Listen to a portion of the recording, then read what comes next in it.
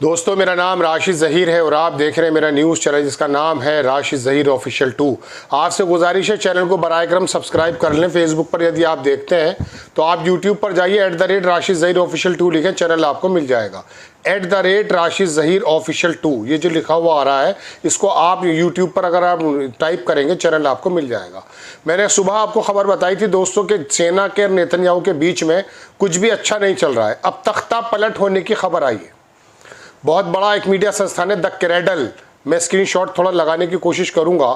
उसके अंदर ये खबर छापी गई है कि नेतन्याहू के बेटे ने अयाल ज़ामिर, जो इनकी सेना का अध्यक्ष है, उस पर ये इल्ज़ाम लगाया कि वो तख्ता पलट करने की कोशिश कर रहा है। बीच में आ गया वहाँ का रक्षा मंत्री कैड्स, उसने कहा कि मेरे ही कहने पर इसको एक्चुअली सेना अध्यक्ष बनाया गया था, CDS बनाया गया था और इसने 3-4 जगह बड़ा शानदार काम भी किया था। लेकिन अब आकर के जो ये बात आई है ज़ामिर और नेतन्याहू के बीच में, इस बात को लेके इख्तलाफात है कि 75% जो गजा का हिस्सा उस पर लगभग इसराइल का कंट्रोल है, 25% पे वॉर करने जा रहा है।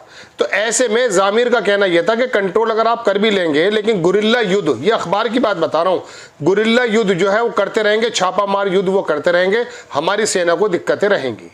लड़का नाराज़ हो गया नेतन्याहू का, उसने इल्ज़ाम लगा दिया कि कू करना चाहता है। ऐसे में जब नेतन्याहू से पूछा गया कि आपका बेटा अपने एक्स ट्विटर पर यह लिखता है, तो नेतन्याहू बोलता है कि 34 वर्ष उसकी उम्र है, वो उसकी बातों के लिए जिम्मेदार मैं नहीं हूँ। एक खबर तो है ये। दूसरी खबर मैं आपको बताता हूँ, जो एनेक्सेशन गाज़ा के अंदर करने की बात की जा रही है दोस्तों, उसके बारे में UN बहुत ज़्यादा थोड़ा सा, हालांकि UN के जहन पे लेने का कोई बड़ा असर तो पड़ता है नहीं, सच बात यह है। चलिए खैर, मैं आपको एक दो खबरें दिखा देता हूँ। ये देखेंगे सबसे पहले UN, पहले मैं आपको वही खबर दिखाता हूँ जो मैंने आपसे कही है। ये देखिए, कैड्स भी है और अयाल ज़ामिर भी है, यानी कि उसका defence minister.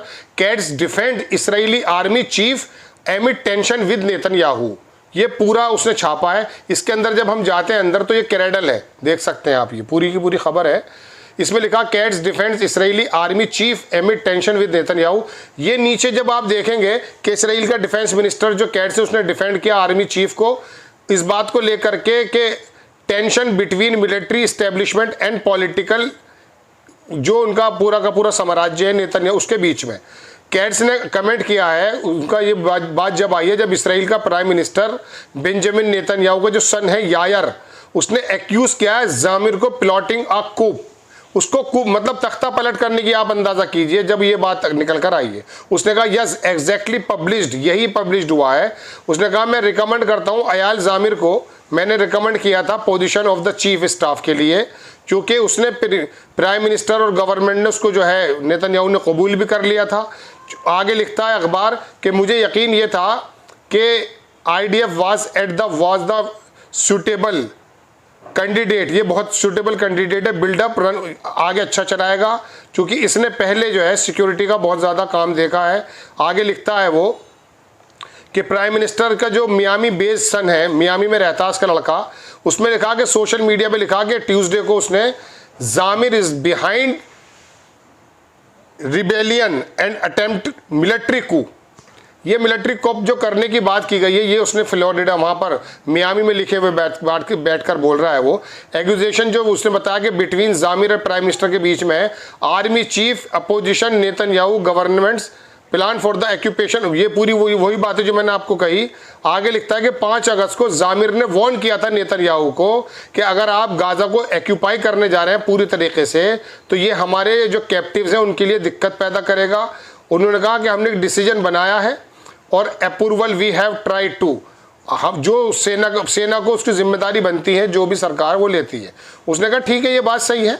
Y are you briefing against, why is your son, उसमें कहा कि आप ब्रीफ क्यों कर रहे हैं अगेंस्ट योर सन, जब आपका लड़का अगेंस्ट मेरे खिलाफ है। ज़ामिर ने पूछा प्रीमियर से, यानी कि नेतन्याहू से, तो नेतन्याहू ने कहा my son is 34, I am not responsible for what he tweets, वो क्या ट्वीट करता है उसके, ये पूरी खबर है दोस्तों। बहरहाल अब मैं दूसरी खबर दिखाता हूँ आपको, UN के बारे में दिखा देता हूँ। 3 खबरें हों, ज़्यादा लंबी आपका समय नहीं लूँगा आज। UN जो है उसने एक्सप्रेस किया कंसर्न ओवर इसराइली एस्केलेशन इन गाज़ा।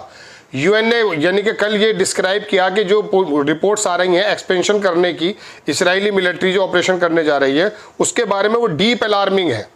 बड़ा चिंता का विषय है। यूएन के सिक्योरिटी काउंसिल सेशन के अंदर ये बात उठी है कि यूएन के जो असिस्टेंट सेक्रेटरी है जनरल मिरोस्लाव जैन को, उसने वार्न किया है कि इस तरह का कोई भी एस्केलेशन जो है वो रिस्की हो सकता है और तबाही लेकर आ सकता है, बर्बादी लेकर आ सकता है। ये बात उसने कही है, मगर कहते कहते रहते हैं, कुछ होता नहीं है। ये गवर्नमेंट ऑफ गाज़ा की जो है तरफ से बयान आया है कि पिछले 10 दिनों में 853 ट्रक सिर्फ एंटर हुए हैं, जबकि 6000 ट्रक जो हैं एंटर होने चाहिए थे 600 रोज़ के, वहाँ बहुत कम लोगों को मिला है। उसने कहा ये एवरेज जो है 85 ट्रक का रोज़ाना का आया सिर्फ। उसने कहा हम रिमाइंड करते हैं कि गाज़ा की जो नीड है वो 600 ट्रक रोज़ाना की है, लिहाजा इसको वहाँ पर भेजा जाए। अब एक खबर और देख लीजिए, 80,000 इसराइली सोल्जर जो हैं वो ट्रीटमेंट ले रहे हैं अपनी ज़ख्मों का, इंजरीज़ का। सस्टेंड गाज़ा वार जब से शुरू हुआ 80,000 अकॉर्डिंग टू फिगर येदियोत एहरोनोत ने इसको छापा है इसराइली मिनिस्ट्री डिफेंस की तरफ से। उसमें लिखा 26,000 जो हैं वो साइकोलॉजिकल कंडीशन से बुरी तरह से गुजर रहे हैं। ठीक है, इसराइली मीडिया हैव डिस्क्राइब, ये तो आपको सिर्फ ये येदियोत एहरोनोत इसराइली अखबार है उसने बताया है कि 86,000 इंजर्ड हैं। आपको मैं बता दूं दोस्तों कि उन लोगों का काम, ये लोग मरते 50 हैं बताते 2 हैं, वो लोग अपनी जानों को कुर्बानी दे करके काम तो कर रहे हैं, इसमें तो कोई दो राय नहीं है। एक खबर और देख लीजिए, ये लीडर का जो है इसराइल का डेमोक्रेट्स है, उसकी पार्टी का यायार गोलान, देख सकते हैं इसकी शक्ल। इसने कहा कि हमारी जो इकोनॉमी है वो प्रेशर में है, नेतन्याहू की गवर्नमेंट की वजह से बहुत बर्बादी के हालात हो गए हैं। और गाज़ा के अंदर जो ऑक्यूपेशन है मिलिट्री का, उसके अंदर वो कह रहा बहुत ज़्यादा खर्च हो रहा है, ब्लड और मनी, खून भी जा रहा है, मर भी जा रहे हैं लोग और मनी भी खर्च हो रही है। इंटरनेशनल आइसोलेशन भी हमको झेलना पड़ रहा है। और उसने कहा कि टर्निंग अस into Pariya state, Pariya state कहते हैं जिस स्टेट का कोई भी चलाने वाला ना हो, बेयारो मददगार। उसने ये बात कही है। आगे वो लिखता है वो कि killing of the prisoners, these are absolutely unacceptable, government has lost.